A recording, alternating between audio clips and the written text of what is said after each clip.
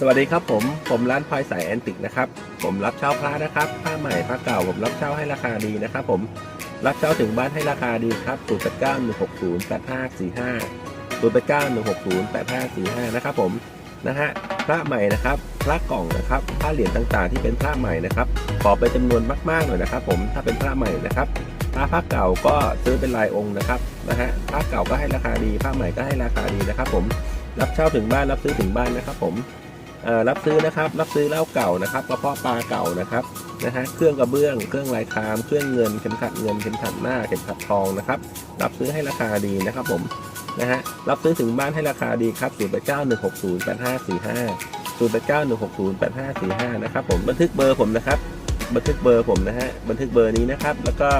จะขึ้นไลน์ทันทีเลยครับผมนะฮะ ID ไลน์ผมก็2512 YOD นะครับผมนะฮะ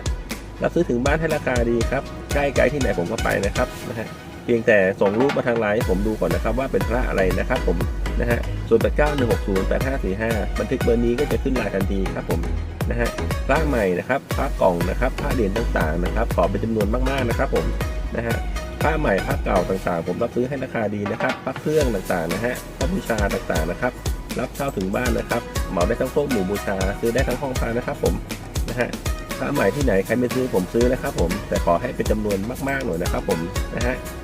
ผ้ากล่องผ้าเหรียญต่างๆผ้าใหม่ต่างๆที่ไหนไม่ซื้อผมรับซื้อนะครับ